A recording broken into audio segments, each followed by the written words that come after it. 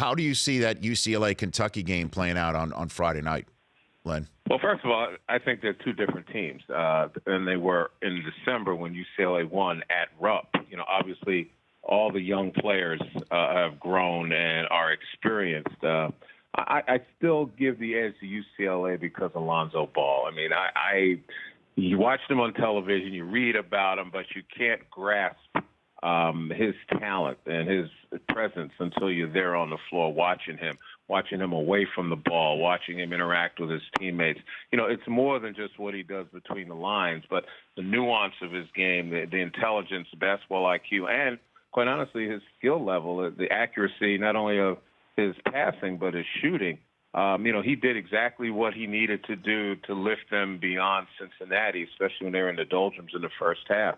Got everybody involved, created a more confident team in the second half, and I was just, in awe of his ability to transform that game, and that's not easy because I'm a hard taskmaster when it comes to these guys. I'm sure.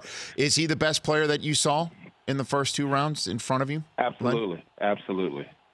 No question. Huh. And he's ready. You think he's ready for the next level, for sure?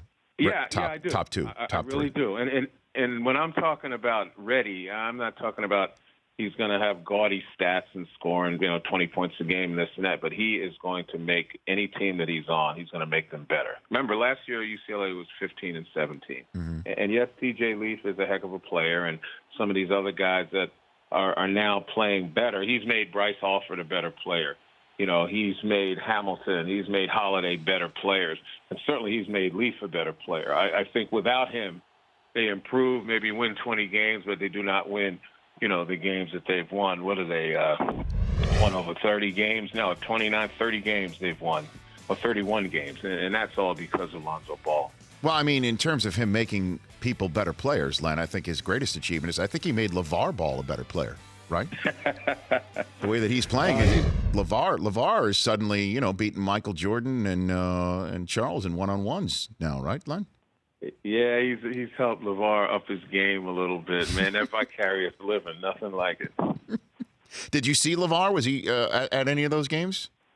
I'm not sure. I wasn't paying any attention to LeVar. This wasn't about LeVar. These games were about UCLA and about his son Lonzo and their exploits. I almost feel sorry if there's any reason to feel sorry for Lonzo. I feel sorry for that added noise that he's got to deal with, and I'd love to be a fly on the wall in the household in the dining room, listening to him probably tell his father, "Dad, chill, please." Well, I mean, I don't. Let's just hit on this for one more second before we move on with Len Elmore in the Honda Insider Report.